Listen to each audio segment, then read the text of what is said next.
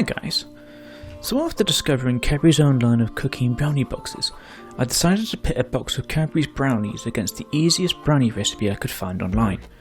I weighed out my ingredients and went round a friend's house to get an outsider's opinion. Upon opening the Cadbury's box, I was surprised to find there's actually nothing new to make, and instead you get a box of 6 small, pre-made brownie bars, which I think would be good for a picnic, but I was expecting a bag of dry mix. I'll be picking them up against a recipe from Mary Berry's Easy Chocolate Brownies, which require only 6 ingredients: self-raising flour, butter, sugar, eggs, cocoa powder and some plain chocolate chips. Nice and easy. Just give me a sec to preheat my oven to 180 degrees.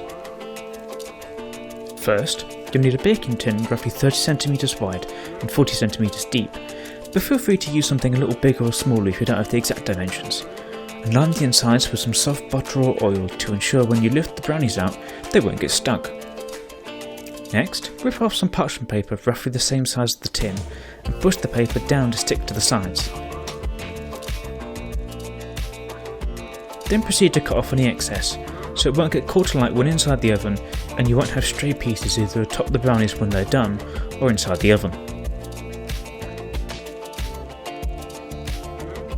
It should look something like this, where you can see the paper is slightly damp from being stuck to the tin, and set aside for later. Now the prep is done, bring over a large mixing bowl, spatula, wooden spoon and a sieve.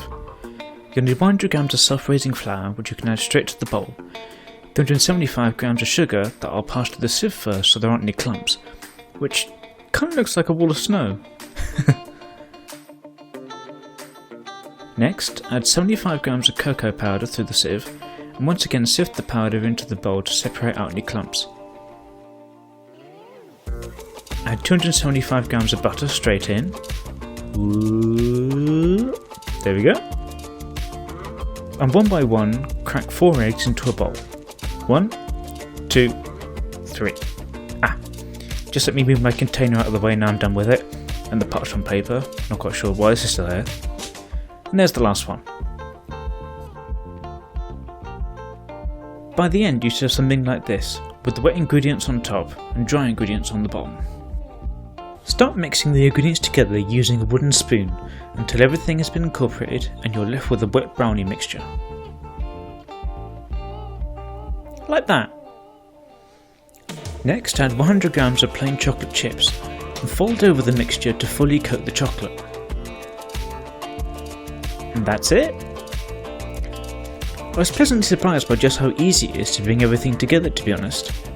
Scrape off the brownie mixture from the spoon, wouldn't want to waste any of that now, and lift the bowl up to gently tip towards you, so to slowly start encouraging the mixture to drop inside the tin, making sure to gather as much of the mixture out of the bowl as you can. Give it a quick shaky, and use the spatula to help persuade the mixture into the corners of the tin, so to ensure it's evenly spread out and no one gets a thin piece once the brownies have been cut. And into the oven. Let them bake for 40 to 45 minutes, making sure to move any racks in the oven so there's enough space for the baking tin to fit inside. There we go. What you'll start to see is the baking powder and the self-raising flour cause the brownies to rise, only for it to sink once the reaction is finished. And the Maillard reaction, which is the breakdown of sugars in heat, will cause a hard crust to start to form around the edges. Translation? You know the brownies are done once they've inflated, deflated, form a crisp shell and a hard crust. Ta-da! Do the knife test, and dip your knife through the middle of the brownies. So long as the knife comes out clean, your brownies should be cooked all the way through. Set a cooling rack beside the tin and gently lift the brownie mixture out and down to cool, making sure to remove the baking tin to clean up later. The parchment paper will come away easily from the sides of the brownie, and yes, I know it smells amazing, but you need to wait at least 10 minutes before you consider eating the whole thing in one go. Grab a knife and cut the mixture into bars that best suit for your occasion. In this instance I decided to cut them into 12, but you'll find the recipe says you can cut them into 24 if you like.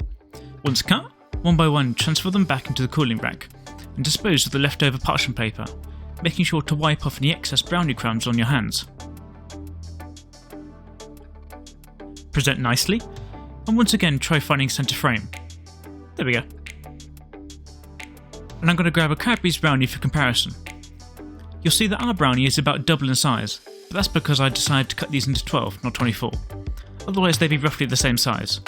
But another obvious difference is the clear crisp texture in our brownie, versus the soft little block you get out of the Cadbury's box. Now as I'm around a friend's place, rightfully so I had to invite him over to share the creations I'd made, and get an outsider's opinion on the two products. I asked him to taste both and see what he thought. And to no surprise, there wasn't really much of a contest. He mentioned how the Cadbury's brownies would be good as a light snack and a packed lunch, and are creamy with defining chocolate chips, although the homemade brownies were much more decadent and luxurious as they're warm and gooey, which made them much more enjoyable and suited towards having as a dessert. Overall, if you have a spare hour and are looking to make your first homemade brownie, I'd highly recommend you try making Mary Berry's chocolate brownies. They'll smell amazing for days on end, and your friends and family will go crazy for them, whilst giving you the satisfaction of only having a mixing bowl and baking tin to clean up. Plus, now you've added a brownie point to your skill set and get to call dibs on the best piece.